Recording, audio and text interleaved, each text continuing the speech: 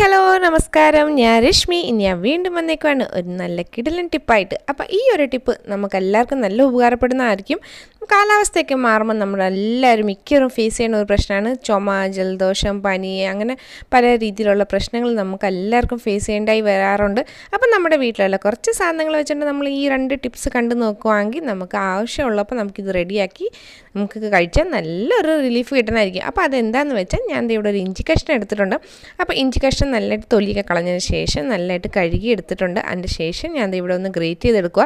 നിങ്ങൾക്ക് വേണമെങ്കിൽ കല്ലയിലോ ഏടിയനിലോ ഒക്കെ വെച്ച് ഒന്ന് ചതച്ചെടുത്താലും മതി.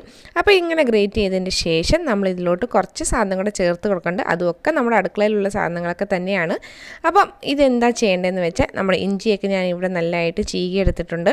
ഇനി ഇതിലോട്ട് ഞാൻ ചേർത്ത് കൊടുക്കാൻ പോകുന്നത് തുളസി ഇലയാണ്. തുളസി ഇലയും ഇഞ്ചിയൊക്കെ നല്ലൊരു ആൻറ്റി ബാക്ടീരിയൽ ഇൻഫ്ലമേറ്ററി ഒക്കെ പ്രോപ്പർട്ടീസ് അടങ്ങിയിട്ടുള്ള സാധനങ്ങളൊക്കെയാണ്. നമുക്ക് പനിയും ജലദോഷം കഫക്കെട്ടിലൊക്കെ വരുന്ന സമയത്ത് നമുക്ക് തൊണ്ടയിൽ നല്ല രീതിയിലുള്ള ഇച്ചിങ് നമുക്ക് ഫീൽ ചെയ്യാറുണ്ട്. അതിനൊക്കെ ഈ ഒരു ഡ്രിങ്ക് മാത്രം മതി. നമുക്ക് ഇത്രയും അസുഖങ്ങൾക്ക് നമുക്കൊരു ഹോം റെമഡി ആയിട്ട് ഈ ഒരു ഡ്രിങ്ക് നമ്മൾ റെഡിയാക്കി രാത്രി സമയത്ത് നമ്മൾ കഴിച്ചിട്ട് കിടക്കുവാണെങ്കിൽ നമുക്ക് നല്ലൊരു റിലീഫ് കിട്ടുന്നതായിരിക്കും. അപ്പോൾ ഇഞ്ചിയും തുളസിയുടെ കൂടെ ഞാൻ ഇവിടെ ഒരു 5-6 കുരുമുളക് എടുത്തിട്ടുണ്ട്. അതുകൂടാതെ ഒരു ഞുള്ള് അയ്മോദകമാണ് എടുക്കുന്നത്. ഈ അസുഖങ്ങളൊക്കെ വരുന്ന സമയത്ത് നമുക്ക് വയറ്റിൽ നല്ല സുഖം തോന്നാറില്ല. ഗ്യാസ്ട്രിക് പ്രോബ്ലം നമുക്ക് ഫേസ് ചെയ്യാറുണ്ട്. അതുപോലെ തന്നെ നമുക്ക് ഒരു വല്ലാത്തൊരു ഫീലിംഗ് ആണ് അസുഖങ്ങളൊക്കെ വരുന്ന സമയത്ത്. അപ്പം നമ്മൾ ഇതിലോട്ട് കുറച്ച് അയ്മോദകം ചേർത്ത് കൊടുക്കുമ്പോൾ നമ്മുടെ വയറിന് നല്ലൊരു സുഖം തോന്നും. അപ്പോൾ ഞാൻ അതിൻ്റെ ശേഷം ഇതെല്ലാം കൂടെ ഒന്ന് ചതച്ചെടുക്കേണ്ട. കുരുമുളകും അയ്മോദകവും ഇഞ്ചിയൊക്കെ ഇതിൻ്റെ നീരൊക്കെ ഒന്ന് നല്ലതായിട്ട് ഇറങ്ങാൻ വേണ്ടിയാണ് ഇതുപോലെ ഒന്ന് ചതച്ച് കൊടുക്കണം.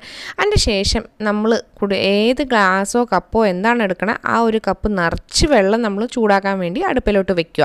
ആ വെള്ളം ഒന്ന് കുറച്ച് ചൂടായി വരുന്ന സമയത്ത് നമ്മൾ റെഡിയാക്കി വെച്ചേക്കണം ഈ ഒരു കൂട്ട് ഇതിലോട്ട് ഇട്ടതിന് ശേഷം ഈ ഒരു വെള്ളം നമ്മൾ ലോ ഫ്ലെയിമിലിട്ട് ഈ നമ്മൾ എടുത്ത് വെച്ചേക്കുന്ന വെള്ളം നേര് പകുതി ആവണ വരെ നമുക്കിതൊന്ന് തിളപ്പിച്ചെടുക്കാം. ഈ വെള്ളം തിളച്ച് ഈ ഇഞ്ചിയുടെയും തുളസിയുടെയും കുരുമുളകിൻ്റെ ഒക്കെ സത്ത് നല്ലതായിട്ട് ഈ വെള്ളത്തിലോട്ട് ഇറങ്ങിയതിന് ശേഷം നമ്മൾ ഗ്യാസിൻ്റെ ഫ്ലെയിം ഓഫ് ചെയ്യുക. ഒന്ന് ചായ അരിപ്പ വെച്ച് ഇതൊന്ന് അരിച്ചതിന് ശേഷം നമുക്ക് ഇനി ഇതിലോട്ട് ഒരു ഞുള്ള് മഞ്ഞൾപ്പൊടി ഇട്ട് കൊടുക്കണം. പിന്നെ നിങ്ങൾക്ക് മധുരത്തിന് നമുക്ക് ഇതിലോട്ട് വേണമെങ്കിൽ പനക്കൽക്കണ്ടം അല്ലെങ്കിൽ തേൻ ഒഴിച്ചിട്ട് കഴിക്കാം.